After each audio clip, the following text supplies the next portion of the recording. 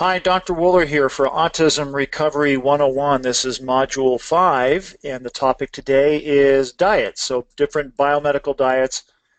Which one, you could say maybe which one is best, why, they're all good, but sometimes they're more appropriate for different circumstances. So, that's what we're going to get into with regards to this presentation. So, we're going to, again, just do a brief overview on food IgG reactions and then linking that to peptide reactions, because that's an important concept to understand. I've briefly talked about that in earlier modules. We'll go into that a little bit more today. And then we're going to go into the specific carbohydrate diet, its specific role in helping inflammatory bowel disease, the GAPS diet, which is actually modeled after the specific carbohydrate. We'll go and talk about Feingold and something else called fail-safe, which is a much more, as you could say, extreme version of the Feingold diet. The low oxalate diet will wrap up, and then some resources that I think are important for you to have. A few documents for this specific module. We've got a PDF, two PDFs, of course the lecture slides and the note-taking slides. The oxalate article, very good. That comes from Great Plains Laboratory. I'd highly encourage you to read that, become familiar with oxalates, because it will be something that you will see quite often on organic acids tests for your child. And then the overview of autism diets, that's just really an overview of what I'm talking about here today, just in a smaller version, so you can quickly reference, which diets do what and what are some things to look for. So we've been building this case of biomedical intervention and really this four-pillar approach that I've been using in my practice now for years, of course, beginning with dietary intervention, right? We're not going to get very far if we can't incorporate diet and really improve the quality of diet for your child. Second to that was foundational supplements, and then, of course, more targeted supplements based on specific problems going on in the digestive system, candida, bacterial problems, etc., inflammation problems in the gut. Of course, as we move into Module 6, we'll talk about methylation problems too, and that will always then increase the need for additional supplementation. But today, let's go back and just focus now on dietary intervention and take it a little bit deeper than just the gluten casein-free diet. We know that the basic standpoint of diet is that it's an absolute must, and it plays a critical role as far as autism intervention because so many kids respond so profoundly to dietary changes. But it has to be a healthy, and it has to be a diet that's also removing toxic and reactive foods, which honestly is not always easy to do or even identify. So the aspect of diet is kind of an evolving process. To be honest with you, I mean, there'll be some kids that all they need to do is a straightforward gluten casein-free diet. There are others, you need to modify it and adapt and sometimes do a blend of different diets.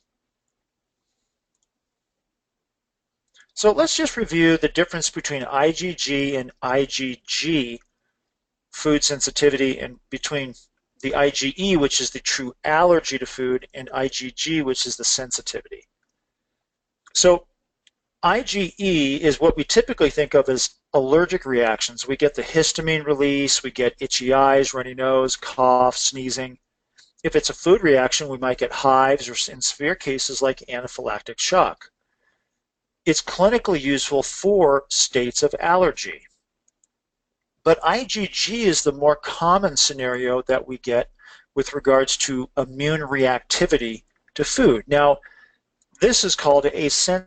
It's not a true allergy because we're not really engaging histamine. We don't get an immediate reaction. We don't get anaphylactic shock from it.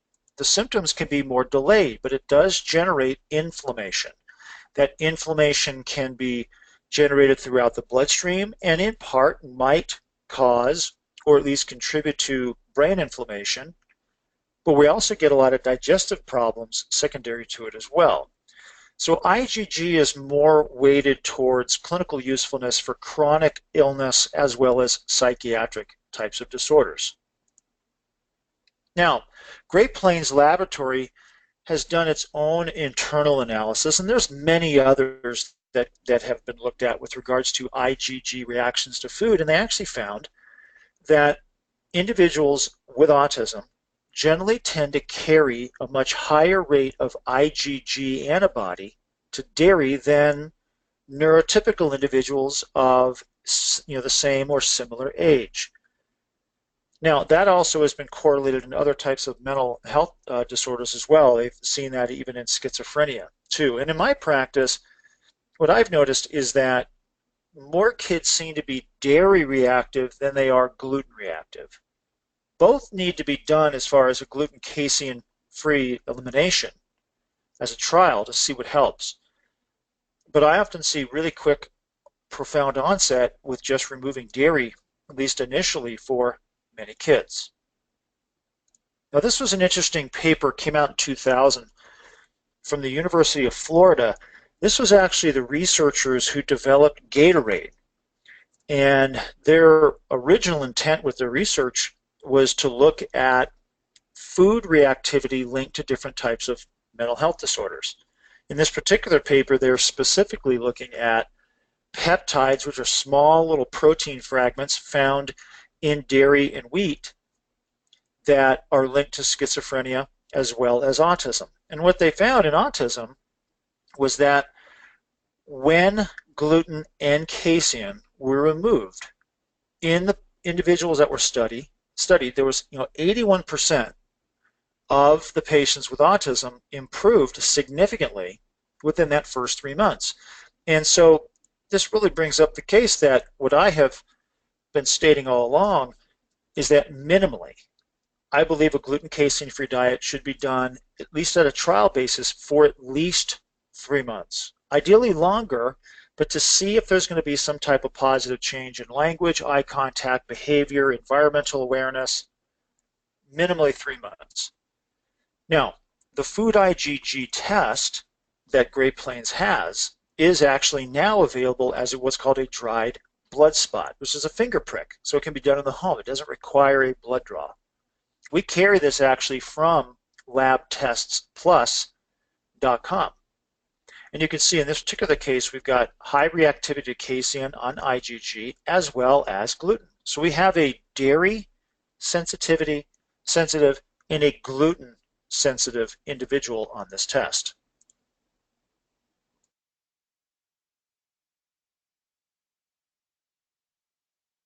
Well, what about the urinary peptides? What's the difference between IgG immune reactions and the urinary peptides? One of the other tests that I'll often run is the urinary peptide test from Great Plains. And you can see in this particular test, we have very high reactivity to casein. In fact, the level on the test doesn't go above 500 nanograms per ml. I mean, that pretty much maxes out. So this particular person has high reactions to dairy and gluten. By the way, if we go back, this is the very similar test. We've got IgG reactions happening, and we've got IgG reactions happening to gluten as well as casein. We now are also then finding out that in this individual, we've got the peptide reactions too. So this person is very, very reactive to both situations. The peptides are things that generally are going to affect behavior more profoundly. So stereotypical behavior, self-stimulatory behavior, sensory-seeking behavior, eye contact language, all of that can be many times immediately compromised because of the presence of these peptides. Whereas the IgG reactions sometimes kind of hard to correlate because they're more of a reaction from the immune system that's driving inflammation, and the onset is more delayed. Whereas the peptide reactions sometimes happen within a few hours after consuming those foods. Now, the history of milk problems is pretty interesting because really what we're getting at is the difference between what's called different types of beta caseins. We have A1, A2, and then this B casein, which is actually, well, it's really part of or a subtype of A1 casein. And essentially what happened is, a long time ago, European dairy cows, their genetics started to change, and the type of casein that they were producing in the milk also started to change. So the A2 beta casein here, bolded, started to mutate into this A1 form. And what that means and what happens is in this amino acid chain, this proline amino acid gets switched out for histidine. And that's essentially all that needs to happen in order to turn what is essentially a normal casein found in A2 cows to turn into a casein that is now neurologically reactive, which is found in A1 and B casein type of milk.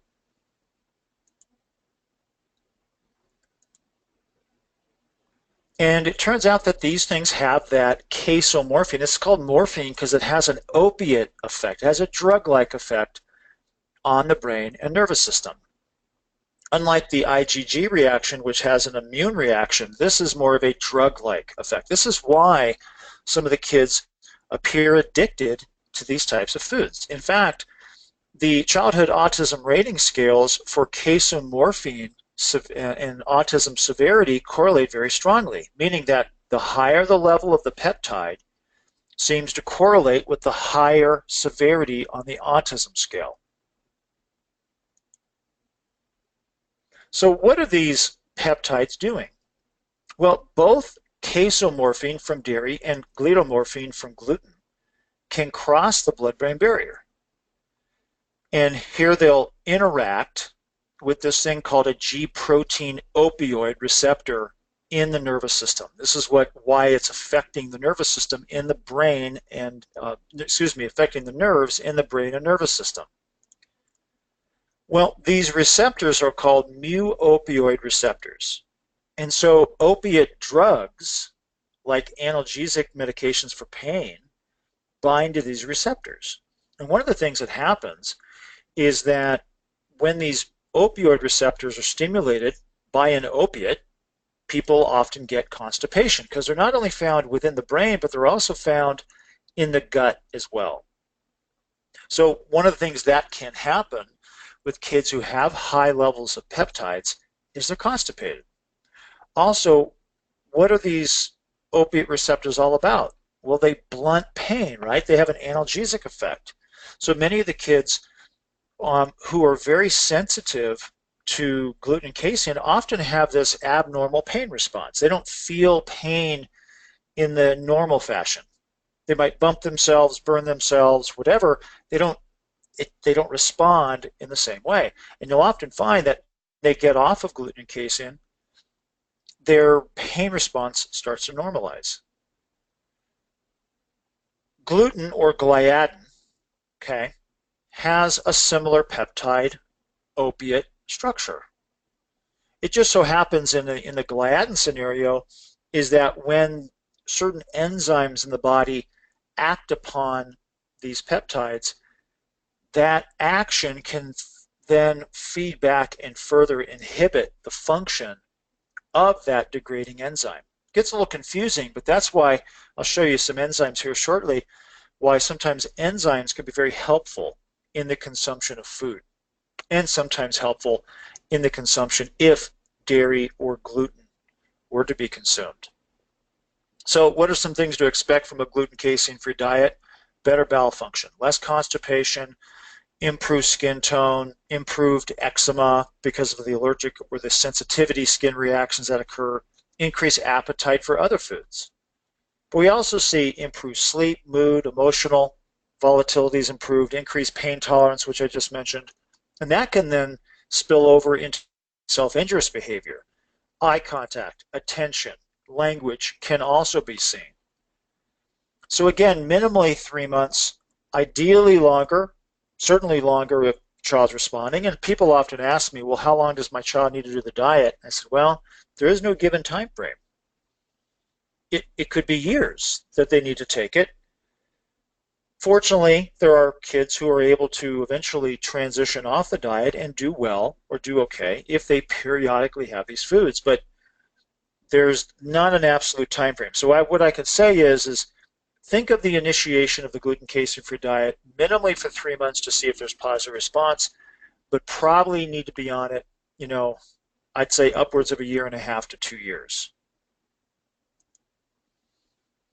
And then, of course, combining the urinary peptide test and the food sensitivity test can be important. If we look at this particular case, we notice that the food IgG test, this is from China, but that's what that is, it's dairy.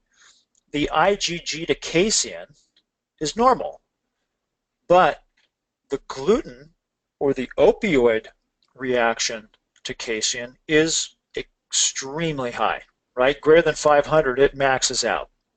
So this is a casein opiate sensitive individual, but they do not have an immune sensitivity. I would expect in this type of scenario that there would be a profound difference in removing casein from an attention focusing, language, eye contact standpoint, probably even occurring within the first week. In this scenario, we've got very high immune reactivity to dairy, so we've got an inflammatory reaction occurring. We also have fairly high opiate effect, so this is a very strong casein responder. But notice that the gluten is normal on the IgG, but it's high on the peptide. The bottom line is we still need to do the diet, okay? But here we've got a peptide reaction to gluten. We've got no immune reaction to gluten, but we've got a peptide reaction, but we've got peptide and gluten, dairy, from the peptide and the food IgG test. That was a little confusing. But so you would generally tend to see really profound effects by removing dairy, at least initially, for the first 2-3 weeks, and then start to transition into the removal of gluten. An excellent book to help really center you and get started with a gluten casein-free diet is this one here called Special Diets for Special Kids. You can go to specialdietsforspecialkids.net.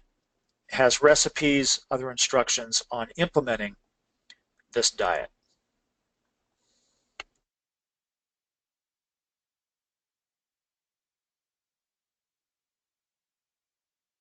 Okay, well, what about the specific carbohydrate diet? We hear a lot about this, and some people say, well, this is a better diet than the gluten casein-free diet. Not always necessary. It's a more advanced version of the gluten casein-free diet for sure. And the specific carbohydrate diet came around a number of years ago because so many kids were showing up with really bad and severe gut problems. Many of them actually turned out to have inflammatory bowel disease. And that really is where this diet got its start. These books here, Breaking the Vicious Cycle, is the latest edition. Food and the Gut Reaction was really one of the first editions. They changed the title. But it is really predicated upon the fact that people with ulcerative colitis, Crohn's disease, irritable bowel, or even gluten issues like celiac disease tend to have overgrowth of opportunistic bacteria in the gut and inflammation that's driving a lot of their problems.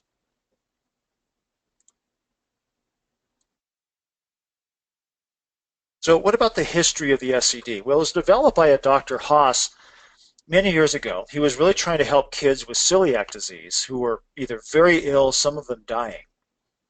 And he actually wrote a book back in the 50s called The Management of Celiac Disease.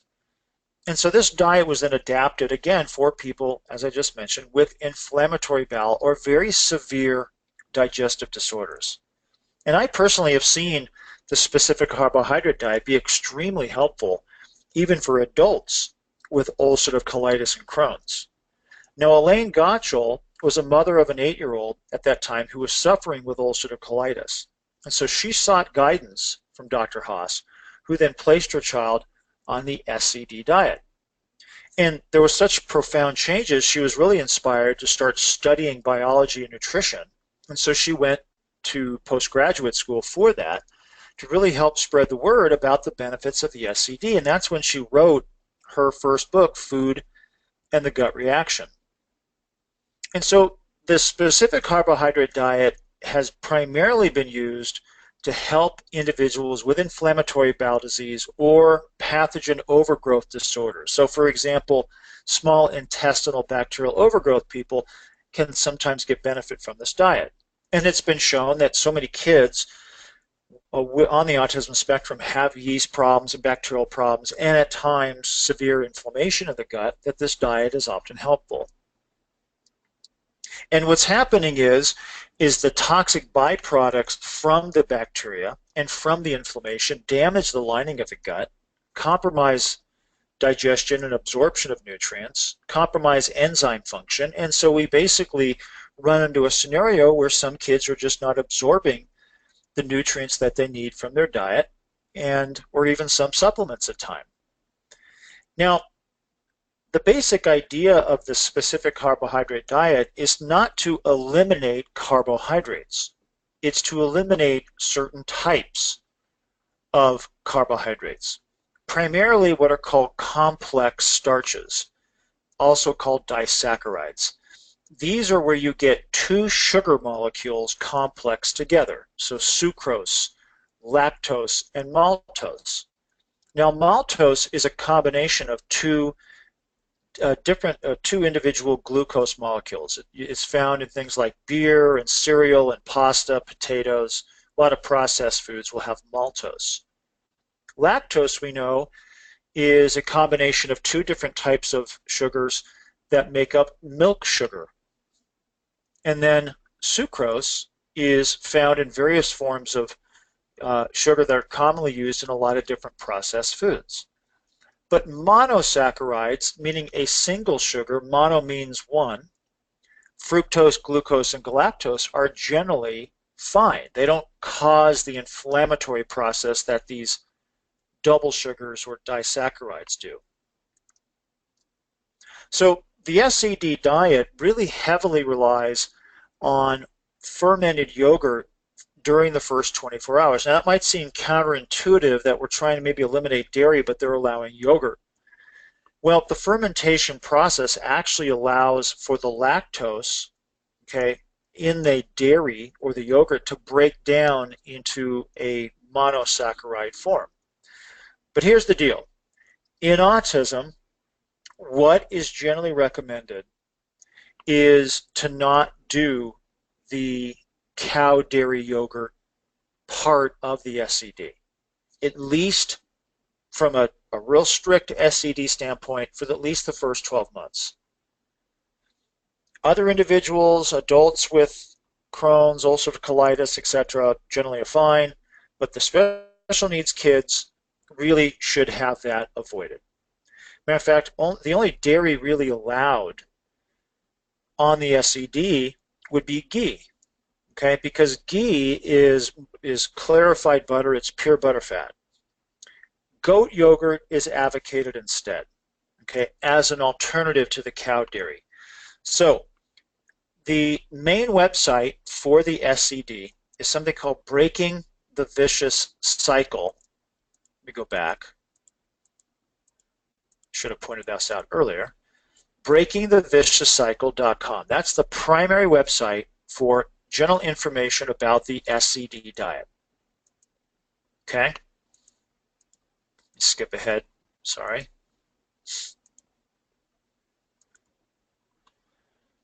For specific dietary recommendations in autism, pecanbread.com is the preferred website to go, specific for instructions for the special needs kids. Oh, I didn't need to go back on my slides. Anyway, so Breaking the Vicious Cycle, the main website for the specific carbohydrate diet for individuals with inflammatory bowel. Pecanbread.com is the main website for children, including autism spectrum kids. And I would say primarily for special needs kids. So just remember that going forward. But you can get a lot of just general good information from Breaking the Vicious Cycle. So, is the SCD appropriate for your child? Well, it may be. If you're having an ongoing struggle with digestive problems, recurrent problems with yeast and bacterial issues, or you've done a comprehensive stool test where you're seeing high levels of inflammatory markers, or if they actually have a diagnosis of inflammatory bowel disease, then the SCD is certainly worth looking at and incorporating. What about the GAPS diet? We hear about the GAPS diet as something that maybe is the best diet to do for kids on the spectrum.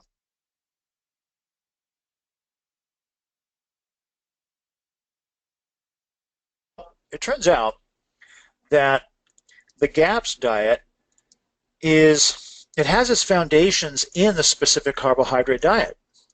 So again, it's like the SCD.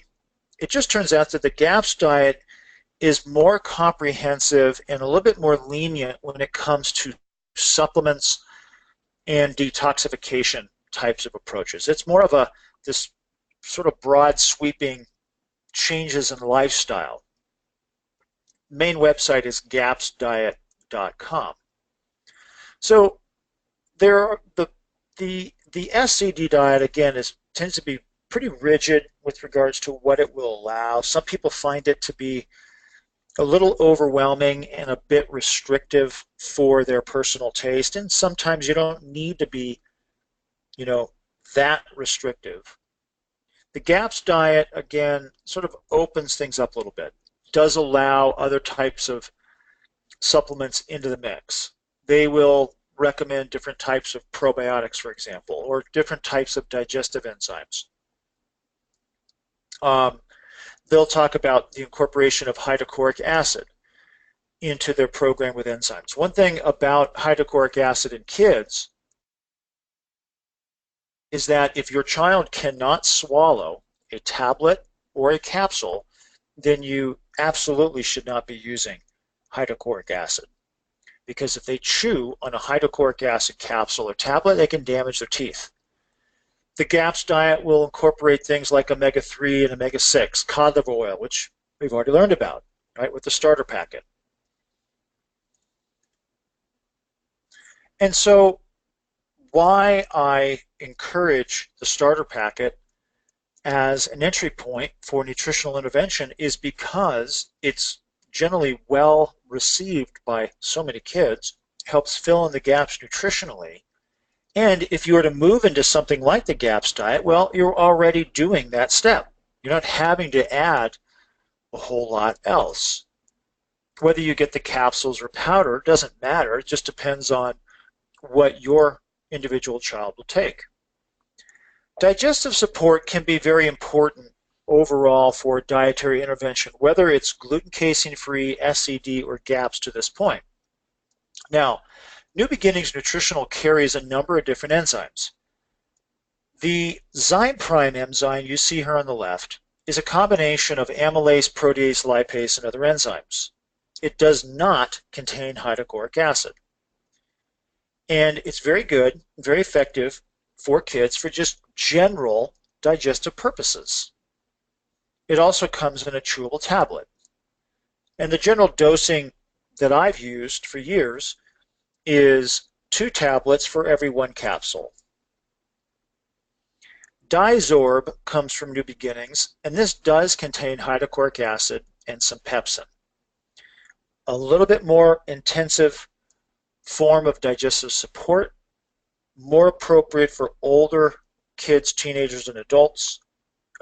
It does have hydrochloric acid in it, so if they cannot swallow it, it's not something that I would advocate. And I already mentioned the Zyme Prime chewables. So these go down pretty well for most kids who prefer a chewable. And with enzymes, it's like probiotics. There's not a specific amount based on age or weight that has been determined. It's sort of what's going to get the job done. So some of these are approximate dosages of what we have found clinically to be helpful for the vast majority of kids.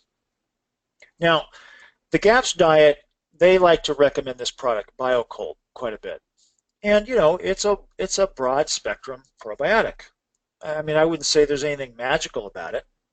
It's just what you'll find off their website. It does contain a small amount of soy and milk in trace amounts, unless they come up with a different version later on after this recording.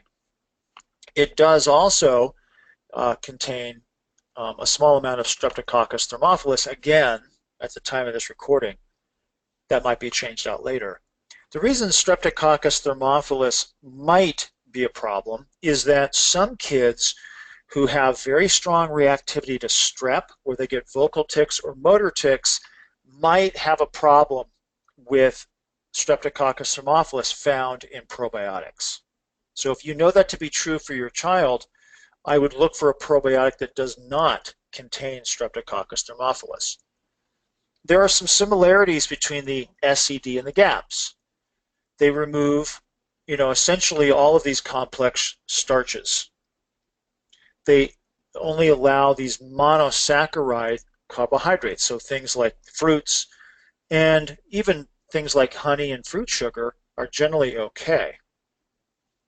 There is, for both diets, there is an introductory phase to them. That's highly recommended. So it's not like you just jump right into the advanced stages. There's an introduction to these diets, because when you start removing these complex carbs, you start removing the substrate that the opportunistic bacteria and yeast use for fermentation. They don't like it, and there can be some die-off that can occur from it in certain sensitive individuals. What about the differences between the SCD and the GAPS? Remember, the SCD was specifically developed for people with inflammatory bowel disease or who had a lot of opportunistic pathogen. It's a diet only. It does allow for fermented yogurt in the beginning for most individuals, but obviously not recommended for special needs kids, and so it needs to be avoided. It tends to be more specialized and restrictive with regards to supplements. The GAPS diet was really developed for people suffering with a wide variety of problems, not just bowel problems. Okay, behavioral, cognitive, mood disorders, so people with mental health challenges often gravitate more towards the GAPS. It's a dietary program based on the SCD, but it is also a lifestyle type of program as well. One difference between the GAPS and the SCD is the GAPS recommends that everybody start casein-free, whereas the SCD says, well, some people can start with the fermented yogurt and they'll be okay. Strong emphasis on broths and fermented vegetables. So now they're starting to incorporate fermented vegetable products, which, can be a hit or miss depending on whether somebody likes that or not. Certainly little kids may not want that initially, but it can be helpful for them long term. The GAPS also tends to be a little bit more freely open to supplements.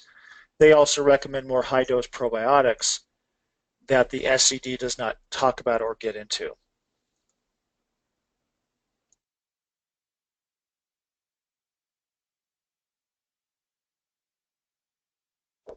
Let's talk about now the Feingold and fail-safe.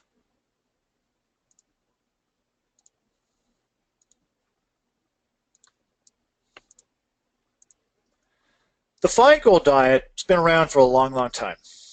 And it's really a diagnostic program to see if certain foods, additives, lead to behavioral and physical problems. And they primarily are focusing on salicylates and phenols, which I'll talk about here shortly. Artificial flavors, artificial sweeteners, preservatives. These things are known in certain sensitive people to trigger headaches, to trigger allergic reactions, so sensitivity problems, but more commonly, hypersensitivity, hyperactivity, sometimes depression, sometimes anxiety. So generally, any kid with attention deficit hyperactivity disorder or autistic children who have hyperactivity problems can often have sensitivity to a lot of these artificial colors, sweeteners, and preservatives. So the question is what type of disorder can be helped? Well, There's a lot. This is honestly just a short list. ADD, aggression, asthma, autism, bedwetting, depression, dyslexia. I mean, the list could go on and on and on.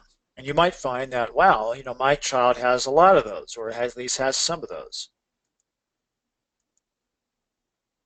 Tics, Tourette's, certainly can be linked to sensitivity to these chemical substances are many times artificially put in food.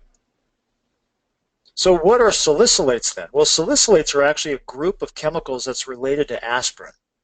And they naturally occur in plants as a protection against disease. They actually act as a natural pesticide. And there's a lot of different types of salicylates. The challenge in avoiding salicylates 100% is they're natural, many of them. And there's a wide variety. So you don't always know which one causes the problem. And the amount of salicylates can vary from different types of fruits, vegetables, where the plant was grown, whether it's the seed, the pulp, or the peel, what type of season it was collected. All of that can vary because remember, the salicylates are a natural pesticide that the plant contains. In many regards, organic fruits and vegetables may contain more natural salicylates. So you can't say, well, I'll just eat all organic fruits and vegetables and avoid salicylates. You can't. So we can't get away from 100%. Now, cooking can change salicylate levels. But again, tolerance to salicylates is individualized and sometimes changes over time. Well, what about phenols? Well, salicylates are phenols. Okay, so it's a phenol structure. It's just a chemical structure that these compounds have. And there are natural phenols and there are artificial phenols. In fact, some of the chemicals we have in our body, estrogen, serotonin, dopamine, are actually phenols. Amino acid tyrosine is a phenol. But these things can also be produced industrially and be found as artificial ingredients in many foods as well. It turns out that some of the toxins that bacteria in our digestive system make, remember the HPA that came from Clostridia bacteria, that's a phenol, okay? It has this chemical structure so it can have this adverse chemical effect. 4-creosol, which comes from Clostridia difficile, is also a phenol. Been looked at is that some kids actually have a weakness in the ability to break down these chemicals found in certain foods. So there's a weakness in the enzyme. And so it allows for those phenols to build up, and that can lead to a whole host of physical problems. Not everybody gets them, or gets all of them. Sleeping difficulties and night sweating, excessive thirst, reddened ears, flushing face, mental health problems too, okay? As I mentioned, hyperactivity, anxiety. And it's often felt that in autism, there can often be low, when you test sulfate levels in the blood, they're often low, but when you test it in the urine, it's often high, which means that the kids are dumping sulfate at a high amount. And it's the sulfur or sulfate that's needed by the liver to help break down these phenols. So sometimes a low phenol diet, not phenol free, but a low phenol diet can help take the pressure off the body's ability to metabolize these chemicals. And sometimes other nutritional supplements, vitamin C, glutathione, something called N-acetylcysteine can be helpful as well. Molybdenum is a necessary mineral that is important for the function of the phenol sulfate metabolism system. And there's actually an enzyme you can get from New Beginnings Nutritionals called no-phenol. And this is an enzyme that does help to break down certain phenols in foods and meals. So generally one capsule with meals is advocated to help reduce sensitivity. Sometimes Epsom salt cream and Epsom salt baths can be helpful. The baths are useful to do 3-4 times a week. You take maybe a cup to 2 cups of Epsom salt, mix it in bath water. And what Epsom salt does is it adds magnesium sulfate to the body. You can also get Epsom salt in a cream, okay, where you apply 1 or more grams, and that usually comes out to be maybe half a teaspoon or a teaspoon to the skin, a couple times a day. Rub it on the abdomen, inside of the forearm, inside the thighs. And so it's adding this magnesium sulfate to the body to help the body's ability to process these phenols. Honestly, it takes time. Okay, it's not a quick fix.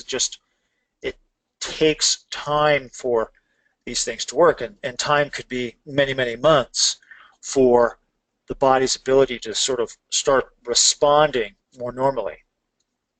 That then brings us to the fail-safe diet. Okay, fail-safe stands for free of additives, low in salicylates, amines, and flavor enhancers.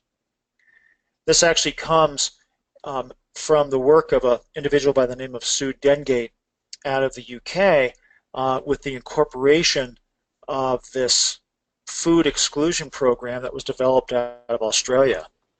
And the fail-safe diet is really designed to treat intolerances and sensitivity to the chemicals in foods, not the allergens, but the chemicals in foods. It's been around for quite a while. The thing is, it's not as popular as Feingold because it's a much more advanced version than the traditional Feingold diet. Matter of fact, some people feel that the Feingold is not complete. It's not as comprehensive. Well, when you start looking at the list of things that are generally advocated to eliminate when it comes to the fail-safe diet, you can see why many people would start just with Feingold. Because now the fail-safe is taking it to a whole new level. They're getting into all of the fruits and vegetables. They're getting into the cheeses and certain meats, perfumes, scented products, even certain medications. And I'll tell you, there are some people that need to be this strict, where they're that sensitive to perfumes and cosmetics and colored toiletries, where they have to take it to this level. The main website is called failsafe.com. And what are some common problems that are seen with children's sensitivity issues? Well, I mean, here's the list. I don't need to read it to you, but some of this may be going on with your child. And it gets difficult to be able to sit there and say, well, just sensitivity to noise, lights, and touch doesn't necessarily mean 100% of the time that it's a phenol sensitivity, because that might be caused by yeast, for example. Diarrhea and digestive discomfort, I mean, that could be seen in a lot of different kinds of dietary problems or infections in the gut.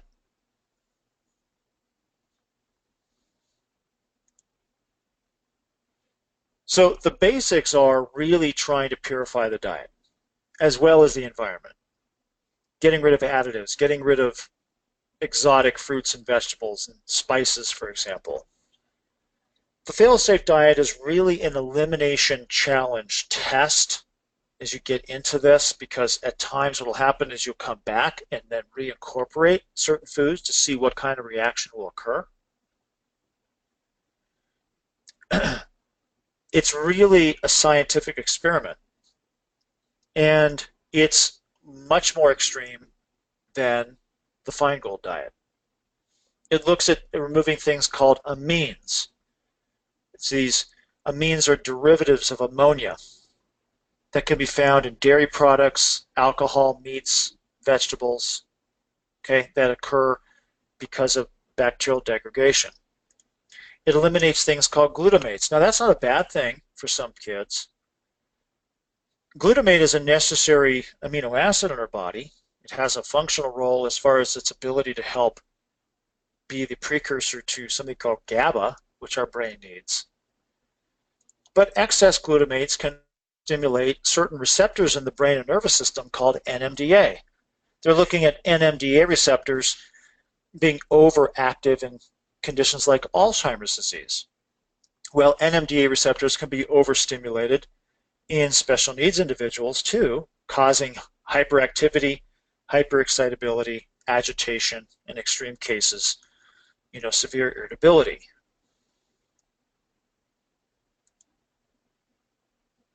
So what are the main differences between Feingold and Failsafe? Feingold focuses on removing phenol and salicylate foods. Failsafe focuses on not only removing phenol and salicylate foods, but also other ingredients. They also remove the amines and the glutamates, which starts getting into cosmetics and perfumes and scented products, essential oils, lotions, etc. So the Failsafe program is much more advanced and comprehensive. My recommendation, if you're going to be moving in this direction, is I'd start with Feingold. I'd start with their directives first before moving into the Failsafe, because you may find that you don't need to go to the extreme level of a Failsafe route. All right, let's talk about the oxalate problem here. Something we talked about when we talked about the interpretation of the organic acid test.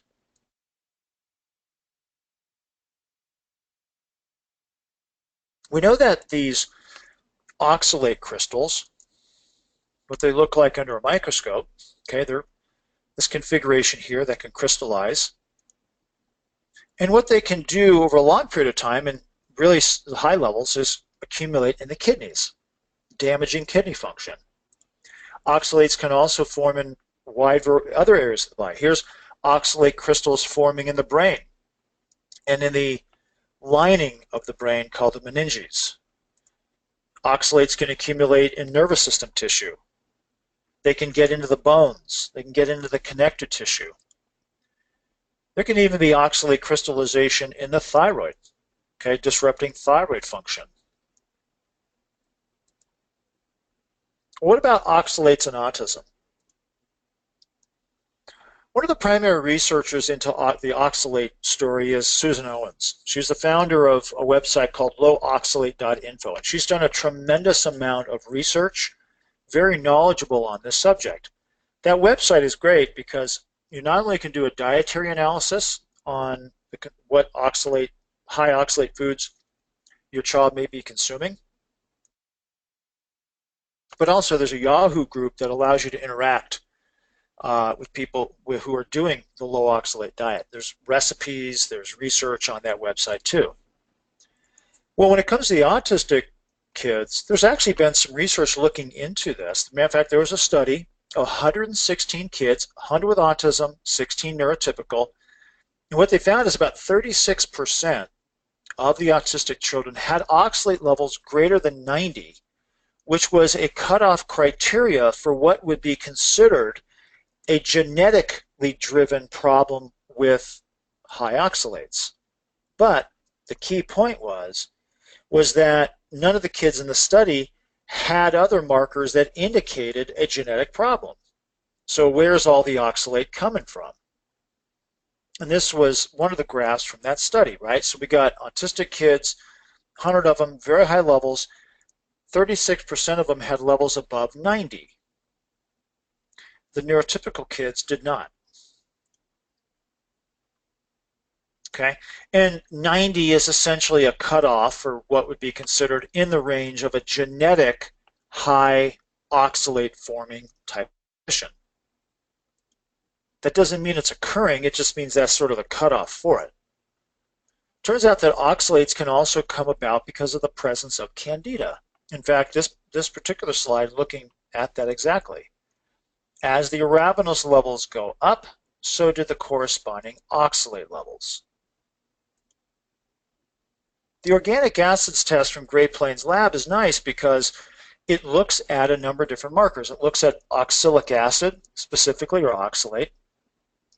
B6 is often low when oxalates are high because B6 is important in the metabolism of oxalates. These two markers here, called glycolic and glyceric, are linked to an underlying metabolism problem in breaking down, or at least I should say forming oxalates. Candida can form it, even mold can form oxalates. The organic acid test has two specific markers that indicate the presence of mold. In most kids I find, and this is actually from a child out of China, I believe the oxalate levels are coming about because of food consumption. This, at least the time I saw this test, was the highest oxalate level I'd ever seen, over 2,000, extremely high. I don't know the history of this child, but I'm just thinking they come from an Asian culture where soy is probably consumed very high. Now, it could be spinach, okay, it could be something else, but likely soy consumption. And notice the other two markers, glyceric and glycolic, which would indicate some type of internal or what's called endogenous production of oxalates. Those are normal. We know that oxalates can come about because of candida. This marker right here is arabinose. It's fairly high in this child. The oxalate level is very high.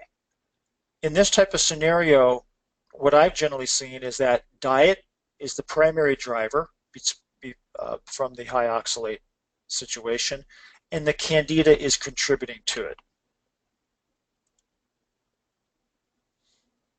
Here's another one. Okay, here's arabinose, number 7. It's moderately elevated.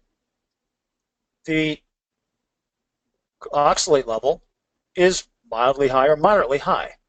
So yeah, the yeast is probably contributing to it, but the glycolic marker is also high. So this is a person, this is a child that does have some type of endogenous production of oxalates too. It doesn't mean that diet and yeast might not be contributing to it, but their body tends to produce it at a higher amount than other kids. Also, what's not uncommon is there to be very low levels of B6 when either this glycolic or that glyceric marker on the organic acid test are high. So B6 becomes an important nutrient in oxalate programs. Notice in this case, the oxalic level is normal, but or relatively normal, but the glycolic is high. Notice the B6 level is really low. Okay, so this is most likely being driven because of low B6. And then at times you'll have a scenario like this where the glycolic level is actually low, really clinically insignificant.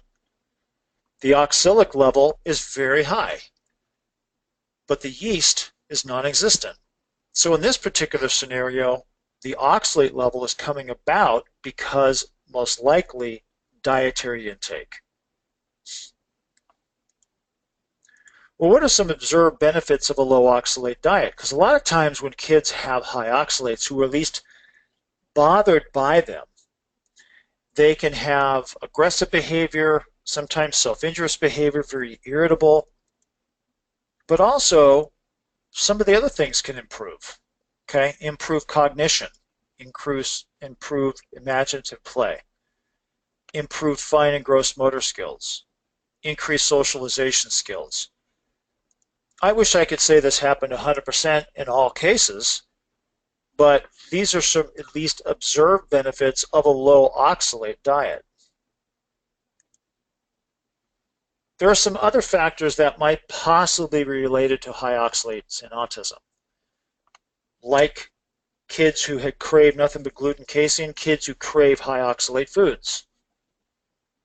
Okay, odd or negative behavior reactions that occur on calcium supplements. Okay, and that's been observed that because calcium can interact with oxalate, causing crystallization. Negative behaviors when put on laxatives, such as Miralax. Well, it turns out that polyethylene glycol in Miralax can be a producer of oxalates. And then certainly negative behavior after consuming high oxalate foods. That may also contribute. Sometimes behavior problems getting much worse when a child takes a supplement, dimethylglycine or trimethylglycine. And that's because glycine found in all of these supplements in the DMG and the TMG, or magnesium glycinate, which is glycine, can feed into the oxalate pathways. So to get more information as far as dietary assessment, information, recipes, food list, I would highly recommend the lowoxalate.info website. Also, as part of the Module 5 documents, you have this article, Oxalate Control, from Great Plains Laboratory. That talks about much of what I've already talked about. And one of the nice things about this PDF is towards the end of the document is this food list. This is a snapshot of high oxalate foods. So you can analyze this and say, well, how much of this is your child eating? Because many times just removing high oxalate foods, or at least reducing it, spinach, soy products, nuts, nut butters, nut milks, almond milk, for example, or almonds, berries, jam, jelly, berry juice, can be high in oxalates. So it's about dietary control critically to reduce the intake of oxalates. And once you do that, that then allows the body to start naturally dumping oxalates out of the system. So there are other support that can be done. Okay? If yeast and candida is present, then that can be treated too. But beyond that, we now get into specific things like calcium, magnesium, probiotics, and B6. Let's talk about that. Sometimes it's advocated to go very, very slowly on removing oxalates. Now, these slides are from Julie Matthews from Nourishing Hope. And she works with people with a wide variety of issues and sensitivity to different things. And so she advocates removing oxalates slowly. Not everybody has to do that, but in really high oxalate individuals or sensitive kids, it can be worthwhile to start to slowly remove oxalates over, a number of weeks. In some extreme cases, maybe months. And what you try to do is eliminate, or at least diminish, the potential for what's called dumping symptoms. And what happens with dumping is an exacerbation of the underlying symptoms that were already occurring. Okay, whether it was pain with urination, potty accidents, painful bowel movements, moodiness, irritability. Sometimes yeast flares can occur with oxalate dumping, because once you turn off the spigot of oxalate consumption, the body starts to kind of want to get rid of these oxalates that it's been storing up. The thing is, this doesn't always occur, and we can minimize dumping with certain strategies of supplements, which we'll talk about here shortly. Some people ask, well, what about cooking? Can we cook high oxalate foods and make them low oxalate? Well, the reality is you might be able to affect the oxalate content to some degree, but you're not going to take a really, really high level oxalate food like beets or spinach, for example, and reduce the oxalate content to make it a low oxalate food. So you've taken an extremely high oxalate food and you can reduce it to a very high oxalate food. Okay, didn't do a whole lot. Cooking can help with some of the medium to high vegetables into an acceptable range. Soaking as well.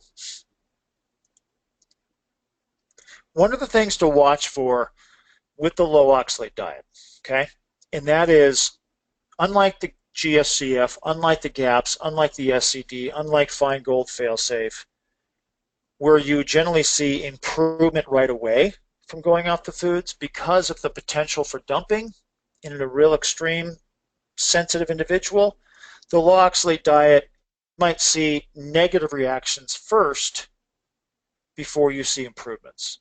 Now, I can't say that always happens, but that's something to consider. It's sort of one of those diets where that might occur. She's got some excellent information, Julie Matthews, with regards to Nourishing Hope, the book you see here on the left. And then Cooking to Heal is actually a cookbook where she DVD where she goes through many of the different diets, giving recipes and cooking tips on how to improve nutritional status of special needs kids. What about some supplement support for high oxalates? Well, one of the primary things to use is calcium and magnesium citrate. And this is specifically calcium magnesium citrate because it dissociates quickly in the gut. And these are taken specifically with meals. And the idea is that you're binding the oxalate in the digestive tract that's coming in through the food and preventing it from being absorbed. You can get this in capsule version. You can open it up into food, or if your child swallows it, they can swallow it just fine. Or there's also tablets. Okay, so either one, this is specifically given at the time of a meal to bind the oxalates. And what happens is they poop them out. They don't get absorbed. They just bind up in the gut and then are eliminated through the stool. High-dose probiotics are often advocated. Now, the lowoxalate.info people talk a lot about this product here on the left, VSL3. Now, New Beginnings carries VSL3, and it's the primary probiotic used for oxalate conditions. 225 billion organisms per 2 capsules. About VSL3, just as an FYI, it does contain Streptococcus thermophilus. So if you know that your child has a negative reaction to strep, or they've got vocal tics, motor tics, where you've seen an exacerbation if they've taken certain probiotics that contain the Streptococcus thermophilus, I personally avoid it. And I move more towards something like the ProBio Premium. ProBio Premium does not contain the Streptococcus thermophilus. High-dose probiotics in some kids might cause loose stools. So you might only be able to start with 1 capsule or half a packet, okay, and then work up slowly in time. I usually give probiotics like this in the evening. So they tend to work pretty well. But in general, probiotics help to control candida. They help to destroy oxalates in the gut. We know that the probiotics also help with the immune system and the digestive tract as well. All of these probiotics are available from New Beginnings Nutritionals. Vitamin B6. Now, there is B6 in the spectrum mate, okay? So we're not always having to add it individually, but sometimes if the B6 levels are low, for example, on the oat, it can be worthwhile, particularly when the oxalates are high. Usually 25 milligrams to 50 milligrams is fine for kids. Adults, upwards of 100 milligrams per day. And again, the whole idea of B6 is that it helps to improve the metabolism enzymes involved in oxalates. We've already talked about Epsom salt baths and Epsom salt cream. Sometimes when we get really extreme dumping, where we're getting bad behavior, we're getting skin reactions, and this does not happen, in my experience, that often. What's been found anecdotally is that an amino acid called L-arginine might be helpful, 500 to 1,000 milligrams per day. I don't personally use it that much. I'm putting it here just for completion's sake. It's not something that comes up that often. I'm usually just fine with the Epsom salt and the other supplements we talked about. But at times, L-arginine has been helpful to diminish some of the oxalate symptoms.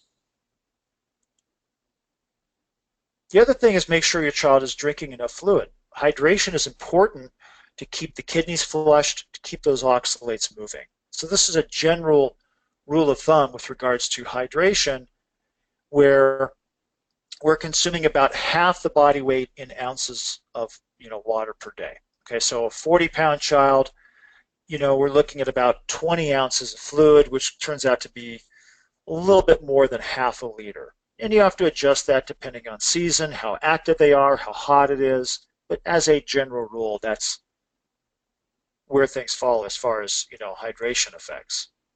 Some people often question, what about the use of vitamin C? Some people are very strict, saying absolutely none. The problem is vitamin C is a very important nutrient in the body. It has antioxidant effects. You'll often find the vitamin C level on the organic acid test is low. It doesn't mean that there's a deficiency, a true deficiency. It means there's a lack at that time. Most of the time on the organic acid test is when the vitamin C levels are high and there's high oxalates. In some kids, excess vitamin C might convert into oxalates, or at least contribute to it. Now, usually that's only occurring if there is an excess situation of excess copper. This is one reason that copper is not often found in most supplements for autistic children, because some of the kids already have high levels of copper. The low oxalate diet advocates really recommend small amounts of ascorbic acid, sometimes no more than 200 milligrams a day. I typically fall in this camp. I figure let's be conservative, okay? And I'll use anywhere between 200 to 400 milligrams of ascorbic acid a day, maybe split it up a couple times a day, just so we're getting an even distribution. But even if you go look at some of the websites that are for kidney stone patients, they'll many times recommend no more than 2,000 milligrams per day. So again, I think in most circumstances when the levels are low on ascorbic acid, 200, 400 milligrams per day is just fine. Okay, let's finish up here and just talk about some resources. Well, I mentioned the special diets for special kids. You can get that from specialdietsforspecialkids.net. Good book with regards to the implementation of gluten casein-free diet, and they also go into other aspects too, you know, other food sensitivities and additives, colorings, etc. The specific carbohydrate diet, really good for those kids with documented or suspected, you know, significant bowel inflammation, recurrent problems with bacteria and yeast issues in the gut, poor growth. Pecanbread.com is going to be more specific instructions for the SED for special needs kids. The GAPS diet, okay, general information on that, the best place is gapsdiet.com. Feingold diet, you just go to feingold.org. Failsafe, I already pointed that out. Personally, if I was going to be moving into anything with regards to Feingold Failsafe, I would personally start with the Feingold first and see if you even need to go to the level of Failsafe. And then for just overall really good information on diet nutrition, you know, help with referrals for individuals who do nutritional consultations. She actually has her own course on teaching nutrition. It's Julie Matthews' work at nourishinghope.com. Okay, so that's the information here for Module 5. Of course, make sure to post questions into the forum if you need ongoing help or just, you know, certainly ongoing questions that we can dialogue about. As we move into Module 6 is now talking about methylation, starting to round out that four-pillar approach. Diet, supplements, gut assessment, treatment, now methylation. So what you need to know, how to get started, what supplements are used, what's the role of methyl B12 in autism intervention will all be in Module 6.